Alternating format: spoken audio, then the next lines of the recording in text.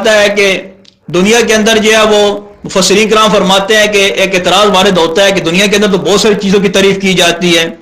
کبھی طالب علم استاذ کی تعریف کرتا ہے, کبھی اپنے والدین کی تعریف کرتا ہے, کبھی کتاب کی تعریف کی جاتی ہے, کبھی گاڑی کی تعریف کی جاتی ہے, کبھی کس چیز کی تعریف کی جاتی ہے. تو یہاں پر تو ہے کہ تمام تعریفیں اللہ کے لیے ہیں, حالانکہ تعریفیں تو اللہ کے علاوہ باقی چیزوں کی بھی جو ہے وہ کی جاتی ہیں. تو اس کا جواب مفسرین کرام نے خود دیا ہے. فرماتے ہیں کہ یہاں پر جو تعریفیں مراد ہیں تو انسان اگر کسی چیز کی تعریف کرتا ہے تو حقیقت میں جو ہے وہ اس کے بنانے والے کی تعریف ہوتا ہے. مثال کے طور پر یہ میز بنایا جاتا ہے کہ یہ میز بہت خوبصورت بنایا گیا ہے, یہ میز کی اپنی تعریف نہیں ہو رہی ہے, بلکہ حقیقت میں اس میں بنانے والے کی کیا کی جاتی ہے, تعریف کی جاتی ہے کہ یہ دیکھو میز کتنا خوبصورت ہے. کہ کیا مطلب کہ اس کے بنانے والے نے اس کو کتنا کیا کر دیا, خوبصورت بنایا ہے. یعنی حقیقت میں جو ہے وہ کسی چیز کی تعریف حقیقت میں اس کے بنانے والے کی تعریف ہوتی ہے. اور کائنات کے اندر جس چیز کی بھی تعریف کی جائے, چاہے وہ انسان کی جائے یا کسی بھی چیز کی تعریف کی جائے, کیونکہ ان کو بنیادی طور پر پیدا کرنے والی تو اللہ تعالیٰ کی ذات ہے, اس لیے کائنات کے اندر جس چیز کی بھی تعریف کی جاتی ہے وہ حقیقت میں اللہ ہی کی کیا ہوتی ہے, تعریف ہوتی ہے. آگے فرماتے ہیں جی الحمدللہ, تمام کی تمام تعریفیں ثابت ہیں اللہ تعالیٰ کے لیے. اس کے اندر اللہ تعالیٰ نے مسئلہ خالقیت کو بیان کیا ہے کہ جب تمام تعریفیں اللہ تعالیٰ کے لیے ہیں, کیوں کہ تمام جہان کو پیدا کرنے والی جو ذات ہے وہ صرف اور صرف اللہ تعالیٰ کی کیا ہے, ذات ہے. آگے فرماتے ہیں کہ رب العالمین, رب العالمین, یہاں پر غور کیجئے گا. رب العالمین, رب کے مختلف معنی بیان کیے جاتے ہیں. رب کا ایک معنی ہے سید, ایک معنی ہے مالک, ایک معنی رب کا کیا جاتا ہے متصرف للاصلاح, یعنی تمام امور کی کیا کرنے والا, اصلاح کرنے والا. رب کے تین معنی عام طور پر بیان کیے جاتے ہیں کہ ایک معنی ہے سید, ایک معنی ہے مالک, ایک معنی ہے متصرف للاصلاح, یعنی تمام امور کی اصلاح کرنے والا. تو یہاں پر جو رب ہے یہ تربیت مصدر کے معنی میں ہے. یہاں پر جو رب ہے یہ تربیت کے معنی میں, اور تربیت کیا ہے, مصدر ہے. یہاں رب کا جو لفظ ہے یہ بمعنی تربیت کے ہے, اور وہ کیا ہے, مصدر ہے. تو رب کا معنی کیا ہے, تو رب کا معنی جو ہے وہ مفسرین کرام نے خود بیان کیا ہے, جیسا کہ علامہ علوسی رحمۃ اللہ علیہ نے روح المعانی کے اندر بیان کیا ہے کہ رب کہتے ہیں تبلیغ الشیء الی کمالہ بحسب استعدادہ الازلی شیئا فشیئا.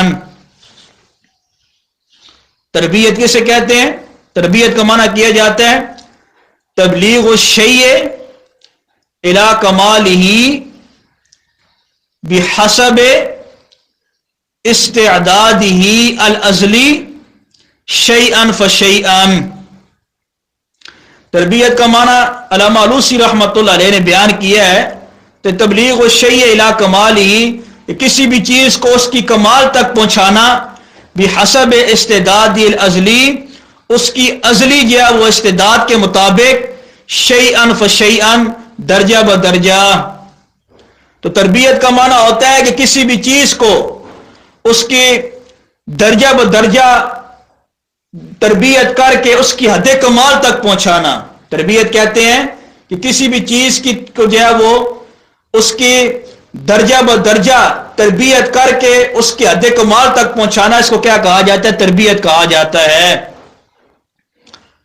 یہاں پر ایک اہم بات لکھ لیں, وہ یہ ہے کہ تربیت کے اندر بنیادی طور پر دو رکن ہوتے ہیں. نمبر ایک, مضرات سے بچانا. مضرات کا مطلب کیا ہے کہ نقصان دہ چیزوں سے بچانا. تربیت کے اندر بنیادی طور پر دو رکن ہوتے ہیں. نمبر ایک, مضرات سے بچانا, یعنی نقصان دہ چیزوں سے بچانا. نمبر دو،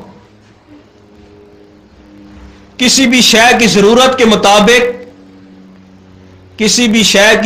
کے مطابق اس کو نفع پہنچانا،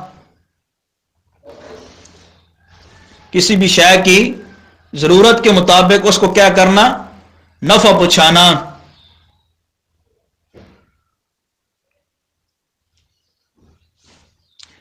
اسی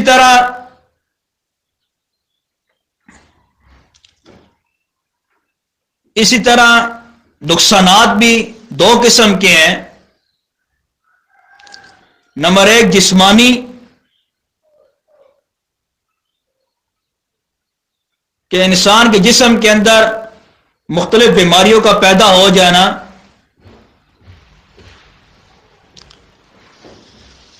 نمبر دو فوائد جسمانی، یعنی انسان کے جسم کے لیے فوائد وغیرہ دینا۔ اسی طرح روحانیت کی بھی دو قسمیں ہیں۔ نمبر ایک وہ نقصان جو انسان کو روحانی طور پر پہنچتے ہیں، جیسے برے اخلاق، برے اعمال، برے عقائد۔ اسی طرح روحانی طور پر انسان کو جو ہے وہ فوائد پہنچتے ہیں کہ انسان کے اندر عقیدہ صحیح کا آ جانا، اخلاق صحیح کا آ جانا، اعمال صالحہ کا آ جانا۔ تو یہاں پر غور کیجئے گا کہ تربیت کے اندر بنیادی طور پر دو چیزیں ہوتی ہیں۔ ایک ہے نقصانات سے بچانا، نمبر دو اس کو کیا کرنا؟ اس کی کسی بھی شے کو اس کی ضرورت کے مطابق منافع پہنچانا، چاہے وہ نقصانات جسمانی طور سے بچائے جائیں یا روحانی طور پر بچائے جائیں۔ اسی طرح فوائد چاہے جو ہے وہ جسمانی طور پر پہنچا جائیں یا روحانی طور پر پہنچا جائیں۔ تو یہاں پر آپ نے غور کرنا ہے کہ اللہ تعالیٰ کو رب العالمین کہا گیا ہے۔ کیوں؟ کہ تمام جسمانی اور روحانی نقصانات سے پہنچانے والی ذات اللہ تعالیٰ کی ہے، اور تمام جسمانی اور روحانی فوائد پہنچانے کی ذات اللہ تعالیٰ کی ہے۔ کہ اللہ تعالیٰ نے انسان کے جسم کو جو ہے وہ مختلف قسم کی بیماریوں سے بچایا، اور اس کے فوائد کے لیے اللہ تعالیٰ نے مختلف قسم کی غذائی کیا کی پیدا کی۔ اسی طرح اللہ تعالیٰ نے انسان کو روحانی طور پر برے اخلاق حمیدہ سے بچانے کے لیے قرآن مجید کے اندر مختلف طریقے بیان کیے، اور اچھے اخلاق اپنانے کے لیے اللہ تعالیٰ نے قرآن کے اندر جو ہے مختلف آیات وغیرہ بیان کی۔ اور اس کے ساتھ ساتھ اللہ تعالیٰ نے انسان کے اندر اچھے فوائد روحانی طور پر پہنچانے کے لیے انبیاء، اولیاء اور علماء کرام کو کیا کیا؟ بھیجا۔ تو رب العالمین کا معنی یہ کریں گے کہ اللہ ایسی ذات ہے کہ رب العالمین جو تمام چیزوں کو درجہ بدرجہ کیا کرنے والی ہے؟ جسمانی اور روحانی طور پر کیا کرنے والی ہے؟ پالنے والی ہے۔ رب العالمین کا معنی کیا کریں گے؟ کہ اللہ ایسی ذات ہے رب العالمین جو تمام جہان کو درجہ بدرجہ پال کر، جو تمام جہان والوں کو درجہ بدرجہ پال کر جسمانی اور روحانی لحاظ سے حد کمال تک پہنچانے والی ہے۔ رب العالمین کا معنی کیا کریں گے؟ کہ اللہ ایسی ذات ہے جو تمام جہان والوں کو درجہ بدرجہ پال کر جسمانی اور روحانی لحاظ سے حد کمال تک پہنچانے والی ہے۔ تو رب کا معنی ہوا کہ رب اسے کہتے ہیں جو ہر چیز کو جو ہے وہ درجہ بدرجہ کیا کرتے ہیں؟ پالتے ہیں۔ اس کے اوپر غور کریں، بچہ پیدا ہوتا ہے تو سب سے پہلے جو ہے وہ اس کا جسم وغیرہ بنتا ہے، اس کے بعد دنیا میں آ کر اس کے جو ہے وہ بال وغیرہ اس طرح وہ بڑھتا رہتا ہے، بچہ ہوتا ہے، اس کے دانت آتے ہیں، اسی طرح جو ہے وہ پھر چلنا شروع کرتا ہے، چلنا شروع کرنے کے بعد وہ کھانا پینا شروع کرتا ہے، پھر وہ جوان ہوتا ہے، پھر اس جا کر جو ہے وہ پختہ عمر کو پہنچتا ہے، پھر بڑھاپے تک پہنچتا ہے. تو یہ انسان کے اوپر غور کیا جائے تو انسان کو جو ہے وہ کس طرح درجہ بدرجہ پالا جاتا ہے، یہ اللہ تعالیٰ ہی کی ذات ہے، پالنے والی ہے. اسی طرح آپ کسی بھی جو ہے وہ نباتات کو دیکھ لیں کہ سب سے پہلے دانہ ڈالا جاتا ہے، دانے سے جو ہے وہ ایک کونپل سی نکلتی ہے، پھر پورا وہ شاخ بن جاتی ہے، کبھی درخت بن جاتا ہے. تو یہ بھی اس کی درجہ بدرجہ کیا کی جاتی ہے، اس کو پالنے والا کون ہے؟ اللہ تعالیٰ کی ذات ہے. تو رب العالمین کا مطلب یہ ہوتا ہے کہ تمام جہان کو درجہ بدرجہ پالنے والا. تو کائنات کے اندر کوئی بھی چیز ہے اس کو درجہ بدرجہ پالنے والی اللہ تعالیٰ کی ذات ہے. جب تمام جہان کو درجہ بدرجہ پالنے والی اللہ تعالیٰ کی ذات ہے تو عبادت کے لائق بھی المفسرین کرام فرماتے ہیں کہ صرف اور صرف اللہ تعالیٰ کی ذات ہے. چنانچہ رب العالمین کا معنی ابن ابی حاتم رازی رحمۃ اللہ علیہ نے اپنی تفسیر کے اندر، اور اس کے علاوہ امام حاکم رحمۃ اللہ علیہ نے اور ابن منذر رحمۃ اللہ علیہ اور علامہ سیوطی رحمۃ اللہ علیہ، اور اس کے علاوہ مشہور مفسر قرآن علامہ ابن جریر طبری رحمۃ اللہ علیہ نے اپنی تفسیر طبری کے اندر بسند صحیح سند کے ساتھ ابن عباس رضی اللہ عنہ سے رب العالمین کا معنی نقل کیا ہے، کرتے ہوئے فرمایا ہے کہ العالمین سے مراد جن و انس ہیں. العالمین سے مراد کیا ہے؟ جن و انس ہیں. اب عالمین کے لفظ کے اندر مفسرین کرام نے جو ہے وہ مختلف چیزوں کو جو ہے وہ قرار دیا کہ العالمین سے کیا مراد ہے. رب سے مراد تو اللہ تعالیٰ کی ذات تھی، وہ ذات تو آ گئی ہے. اب عالمین سے کیا مراد ہے؟ عالمین سے کیا مراد ہے؟ تو مفسرین کرام فرماتے ہیں کہ العالمین جمع عالم، یہ عالم کی جمع ہے، یہ اسم اعلیٰ ہے اور عالم کی جمع ہے. ایک قول تو یہ بیان کیا گیا ہے. دوسرا قول جس کو جو ہے وہ علامہ علوسی رحمۃ اللہ علیہ نے روح المعانی کے اندر بیان کیا ہے. اس کے علاوہ دوسرا قول یہ ہے کہ العالمین یہ العالمین یہ ایسی جمع ہے کہ اس کا کوئی مفرد جو ہے وہ موجود نہیں ہے. العالمین ایسی جمع ہے کہ اس کا کوئی مفرد موجود نہیں ہے. اس کو امام قرطبی رحمۃ اللہ علیہ تفسیر قرطبی کے اندر کیا کیا ہے؟ نقل کیا ہے. بلکہ العالمین چاہے اس میں یہ ہے اس میں اعلیٰ ہے، ٹھیک ہے، آگے چاہے اس کی جو ہے وہ عالم کی جمع ہو یا نہ ہو، یہ ایک الگ بات ہے. لغت کے اندر عالمین کا معنی کیا جاتا ہے؟ تو عالمین کیونکہ عالم کی جمع ہے. العالمین یہ آپ نے المصیغہ کے اندر بڑی تفصیل سے اس کی بات اگر المصیغہ آپ نے پڑھا وہاں پر کی گئی ہے. العالمین عالم کی جمع ہے. عالم لغت میں کسے کہتے ہیں؟ علم الشیء، علامت الشیء. عالم لغت میں کسے کہتے ہیں؟ علامت الشیء، شے کی علامت کو کہتے ہیں. شے کی علامت کو کہنا، یہ لغت کا معنی سمجھے گے تو آگے تفسیر سمجھ میں آئے گی. العالمین عالم کی جمع ہے. عالم لغت میں علامت الشیء کو کہا جاتا ہے، یعنی کسی چیز کی علامت کو کیا جاتا ہے، کہا جاتا ہے. تو العالمین کے حوالے سے مفسرین کرام نے جو ہے وہ تین بنیادی کیا کیے ہیں؟ معنی کیے ہیں کہ العالمین کا مصداق کیا ہے، العالمین سے کیا مراد ہے یہاں پر. تو سب سے پہلا معنی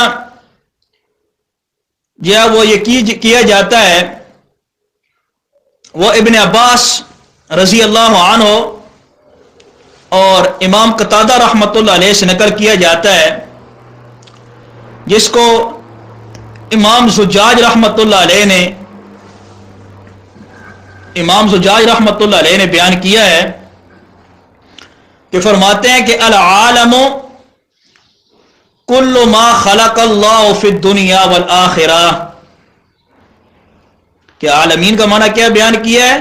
ابن عباس رضی اللہ عنہ اور امام قتادہ کے حوالے سے امام زجاج نے بیان کیا ہے، فرماتے ہیں کہ العالم کل ما خلق اللہ فی الدنیا والآخرہ، فرماتے ہیں کہ دنیا اور آخرت کے اندر ہر وہ چیز جس کو اللہ تعالیٰ نے کیا کیا ہے، پیدا کیا ہے، یعنی اللہ تعالیٰ کی ذات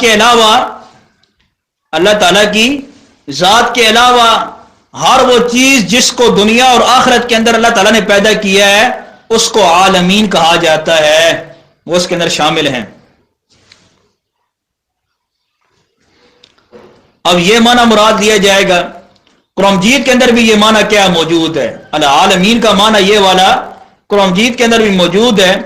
سورۃ الشعراء ہے، پارہ نمبر 19 رکوع نمبر 2 کے اندر اللہ تعالیٰ فرماتے ہیں قال فرعون وما رب العالمین قال رب السماوات والارض وما بینہما ان کنتم موقنین، فرمایا کہ قال رب السماوات والارض وما بینہما ان کنتم موقنین، فرمایا کہ جب فرعون نے کہا کہ وہ ما رب العالمین، کہ رب العالمین کون ہے، تو موسیٰ علیہ السلام نے جواب دیا کہ رب العالمین تو وہ ہے کہ رب السماوات والارض وما بینہما ان کنتم موقنین، کہ جو آسمان اور زمین اور اس کے اندر جو کچھ مخلوقات یا کسی قسم کی چیزیں موجود ہیں اس کو کیا کرنے والا ہے، پالنے والا ہے۔ اب عالمین سے کیا مراد ہوا، یہاں پر خود قرآن کے اندر العالمین سے مراد آسمان زمین اور اس کے درمیان جتنی مخلوقات ہیں اس کو بیان کیا گیا ہے، تو اس کا ایک معنی تو یہ ہو گیا۔ دوسرا معنی مفسرین کرام میں سے بیان کیا ہے کہ دوسرا معنی العالمین کا معنی ہے انس اور جن، العالمین کا دوسرا معنی کیا ہے، انس و جن، انسان اور جنات یا وہ عالمین سے مراد ہیں۔ یہ معنی ابن عباس رضی اللہ عنہ اور سعید بن جبیر اور امام مجاہد اور امام ابن جریج رحمۃ اللہ علیہ سے نقل کیا گیا ہے، جیسا کہ اس معنی کو امام ابن جریر طبری رحمۃ اللہ علیہ تفسیر طبری کے اندر اور ابن ابی حاتم رحمۃ اللہ علیہ نے اپنی تفسیر کے اندر یہ کیا کیا ہے، نقل کیا ہے کہ وہ کہتے ہیں کہ عالمین سے مراد جو ہے وہ انسان اور جن ہیں، العالمین سے مراد کیا ہے، انسان اور جو ہے وہ جنات کیا ہیں، مراد ہیں۔ دلیل کیا ہے جی، اس کی تعلیل جو ہے تائید قرآن مجید کی آیت سے بھی ہوتی ہے کہ اللہ تعالیٰ فرماتے ہیں لِيَكُونَ لِلْعَالَمِينَ نَذِيرًا، لِيَكُونَ لِلْعَالَمِينَ نَذِيرًا، تاکہ وہ ہو جائے العالمین نذیرا، عالمین کو ڈرانے والا، یعنی آپ سلم کے بارے میں اللہ تعالیٰ نے فرمایا کہ تاکہ آپ سلم جہان والوں کو ڈرانے والے ہو جائیں۔ اب آپ سلم کس کو ڈرانے کے لیے آئے تھے، ظاہری بات ہے انسان اور جنات کی طرف نبی بنا کر بھیجے گئے ہیں نا، جیسا کہ آپ سلم نے خود فرمایا کہ میں جو ہے وہ سرخ اور سیاہ کی طرف کیا بنا کر، نبی بنا کر کیا کیا گیا، بھیجا گیا ہوں۔ سرخ سے مراد انسان ہے اور سیاہ سے مراد جو جنات وغیرہ مراد ہیں۔ تو خود قرآن کے اندر بھی موجود ہے لِيَكُونَ لِلْعَالَمِينَ نَذِيرًا، کہ تاکہ آپ ہو جائیں عالمین کو ڈرانے والے، مراد کیا ہے کہ آپ انسان اور جنات کو کیا کرنے والے، ڈرانے والے ہو جائیں۔ تو العالمین کا دوسرا معنی کیا جاتا ہے کہ العالمین کا مراد جو ہے وہ انسان اور جنات ہیں۔ اس معنی کو جو ہے وہ ابن ابی حاتم رحمۃ اللہ علیہ نے، امام حاکم نے، ابن منذر نے، علامہ سیوطی رحمۃ اللہ علیہ اور خصوصاً ابن جریر طبری رحمۃ اللہ علیہ نے بسند صحیح ابن عباس رضی اللہ عنہ سے العالمین کا معنی بیان کیا ہے کہ المراد الجن والانس، کہ مراد عالمین سے جنات اور انسان ہیں۔ تیسرا معنی العالمین سے مراد صرف اور صرف انسان ہیں۔ تیسرا معنی اس کا بیان کیا جاتا ہے کہ العالمین سے مراد صرف اور صرف انسان ہیں۔ اس کا بھی جو ہے وہ قرآن مجید کے اندر تائید موجود ہے کہ سورہ شعراء کی جو ہے وہ رکوع نمبر جو ہے وہ 9 ہے، پارہ نمبر 19 ہے، فرمایا کہ اتأتون الذکران من العالمین، اتأتون الذکران من العالمین۔ اب یہاں پر العالمین سے مراد انسان مراد ہیں. لہذا مفسرین کے تیسرا جو جماعت ہے وہ کہتے ہیں کہ العالمین سے مراد یہاں پر جو ہے وہ صرف انسان مراد ہیں. تو کل ہمارے پاس 3 معنی آ گئے ہیں. مفسرین کرام میں سے علامہ علوسی رحمۃ اللہ علیہ روح المعانی کے اندر اور امام راضی رحمۃ اللہ علیہ تفسیر رازی کے اندر فرماتے ہیں کہ العالمین سے مراد تینوں کے تینے معنی کیا ہو. ہاں جی ہاں جی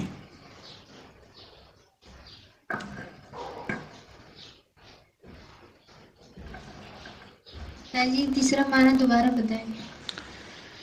تیسرا معنی ہے کہ العالمین سے مراد صرف اور صرف انسان ہیں. العالمین سے تیسرا معنی مفسرین کرام نے بیان کیا ہے کہ العالمین سے مراد صرف اور صرف انسان ہیں. اس کی دلیل کیا ہے کہ عالمین سے مراد صرف انسان ہے؟ تو سورہ شعراء کی سورۃ الشعراء پارہ نمبر 19 رکوع نمبر 9 کے اندر یہ آیت ہے اتأتون الذکران من العالمین، اور یہاں پر اس آیت کے اندر عالمین سے مراد صرف اور صرف انسان ہیں. اس لیے مفسرین کرام کی تیسری جو جماعت ہے وہ کہتے ہیں کہ العالمین سے مراد یہاں پر جو ہے وہ صرف انسان ہے. تو کل ہمارے پاس جو ہے وہ تین معنی آ گئے کہ العالمین سے کیا مراد ہے. تو اس کا میں قول راجح آپ کو بتا دیتا ہوں کہ العالمین سے کیا مراد ہے. چنانچہ علامہ علوسی رحمۃ اللہ علیہ نے تفسیر روح المعانی کے اندر، امام راضی رحمۃ اللہ علیہ نے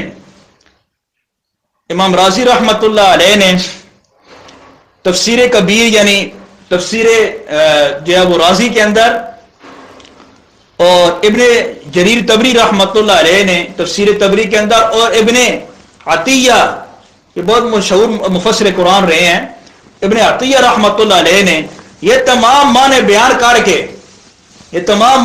کر کے سمجھ میں آ گئی. یہ 3 معنی بیان بھی کیے ہیں اور اس کے علاوہ اور معنی بھی بیان کر کے آخر میں فرماتے ہیں کہ ان تینوں معنی کے اندر کوئی فرق نہیں ہے، تینوں مراد جو ہے وہ ہو سکتے ہیں.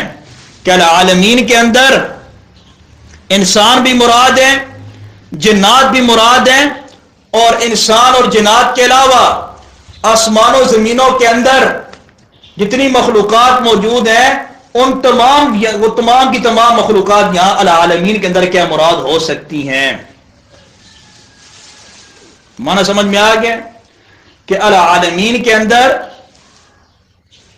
انسان مراد بھی ہیں، جنات بھی ہیں، اور انسان اور جنات کے علاوہ جتنی مخلوقات ہیں، چرند پرند درند کوئی بھی موجود ہے، نباتات ہیں، جمادات ہیں، زمین کے اندر موجود ہیں یا آسمانوں کے اندر موجود ہیں، سمجھ میں آ گئی ہے. یا اس کے علاوہ قیامت کے بعد جنت کے اندر جو چیزیں پیدا کی گئی ہیں جس کے حوالے سے تمام مخلوقات یہاں پر مراد ہو سکتی ہیں. یہ قول راجح مفسرین کرام نے یہاں پر بیان کیا ہے.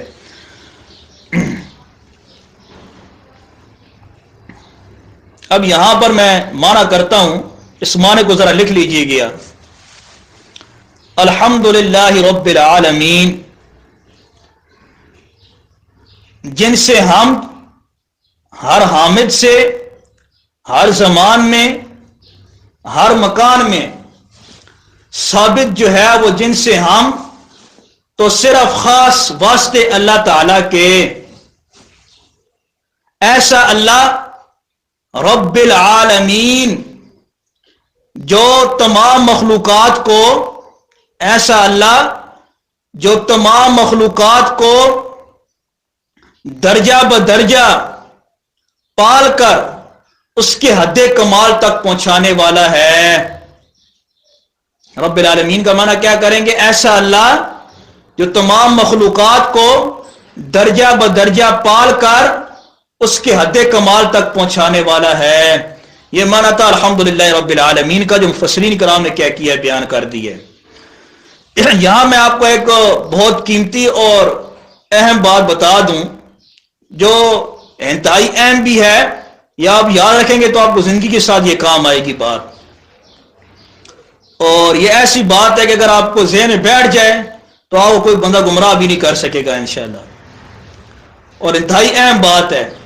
علماء فکریہ بھی ہیں لوگوں کے لیے جو قرآن کو بڑے بے دھڑک قسم کے کیا کر دیتے ہیں, بیان کر دیتے ہیں, بغیر اساتذہ سے پڑھے ہوئے, بغیر جو ہے وہ علماء سے پڑھے ہوئے اور بغیر مستند کتابوں کے پڑھے ہوئے اپنے پاس سے کیا کرتے ہیں, معنی بیان کرتے رہتے ہیں. حضرت شیخ الہند رحمت اللہ علیہ نے یہ تفسیر عثمانی کا شروع کے اندر ایک مقدمہ لکھا گیا ہے, مقدمہ فی تفسیر کے حوالے سے لکھا گیا ہے. شیخ الہند رحمت اللہ علیہ نے لکھا ہے, تو تفسیر عثمانی کی شروع میں جو موجود ہے. اس کے اندر انہوں نے حضرت شاہ عبد القادر محدث دہلوی رحمہ, یہ شاہ عبد القادر حضرت شاہ ولی اللہ صاحب کے بیٹے ہیں. حضرت شاہ عبد القادر محدث دہلوی رحمۃ اللہ علیہ کے حوالے سے موضح القرآن, یہ ترجمہ عام طور پر کتاب مل جاتا ہے, آپ کسی بھی دکان سے جائیں گے تو وہ آپ کو کہیں گے شاہ عبد القادر کا ترجمہ دیں گی رحمۃ اللہ علیہ کا, اس کو کہا جاتا ہے موضح القرآن. اور بڑی عجیب بات ہے کہ آپ ذرا کسی بندے سے پوچھیں نا اس کا ذرا معنی کیا ہے ترجمے کا, کوئی موزہ پڑھتا ہے, کوئی کیا پڑھتا ہے. حال یہ ہے کہ ترجمے کا ٹھیک نام نہیں پڑھ سکتے ہیں اور گالیاں دیتے ہیں علماء کو اور بڑے بڑے علماء کو, اور اپنا حال یہ ہے کہ ابھی ترجمے کا نام بھی نہیں پتہ ہے کہ کیا ہے, کبھی موزہ پڑھتے ہیں کبھی کیا پڑھتے ہیں. اس کا نام ہے موضح القرآن. حضرت شاہ عبد القادر صاحب کا ترجمہ عام طور پر مل جاتا ہے. حضرت شیخ الہند رحمۃ اللہ علیہ نے اپنے مقدمہ فی تفسیر کے اندر فرماتے ہیں کہ حضرت شاہ عبد القادر محدث دہلوی رحمۃ اللہ علیہ کے حوالے سے نقل کیا ہے کہ وہ فرمایا کرتے تھے قرآن کا ترجمہ بغیر سند کے درست نہیں ہے. کیا فرماتے ہیں کہ قرآن کا ترجمہ بغیر سند کے جو ہے وہ درست نہیں ہے, یعنی قرآن مجید کے ترجمے کے لیے سند کا ہونا جو ہے وہ ضروری ہے. کسی نہ کسی مفسر کا ترجمہ جو ہے وہ وہاں پر باقاعدہ بیان کیا جائے, اپنی طرف سے قرآن مجید کا ترجمہ وغیرہ نہ کیا جائے. یہ لمحہ فکریہ ان لوگوں کا جو قرآن کا درس دیتے ہیں اور دورہ تفسیر وغیرہ پڑھاتے ہیں یا کوئی بھی کام کرتے ہیں اور کوئی سند ساتھ بیان نہیں کرتے, اپنی طرف سے ترجمے بیان کرتے رہتے ہیں. لوگ کہتے ہیں لوگوں کو ہم شعور دے رہے ہیں. اس میں شک نہیں, قرآن واقعتاً لوگوں کو شعور دیتا ہے, لیکن شعور دینے کا بھی طریقہ کار ہوتا ہے نا. اگر تم بغیر سند کے بیان کرو گے تو پڑھنے والا بھی آگے جا کر لوگوں کو ایسے ہی بیان کرتا رہے گا, اور ظاہری بات ہے قرآن کو اپنی طرف سے بیان کریں گے تو گمراہی تو پیدا ہونی ہے, پھر ہر روز نیا فرقے نے پیدا ہو جانا ہے. اس لیے مفسرین کرام نے لکھا ہے کہ قرآن مجید کے ترجمے کے لیے بھی سند کا ہونا جو ہے وہ ضروری ہے. اور الحمدللہ قرآن مجید کا ترجمہ مفسرین کرام نے احادیث, قرآن مجید کی آیات, اقوال صحابہ اور جو 6 مصادر تھے ان سے بسند صحیح طور پر نقل بھی کیا ہے.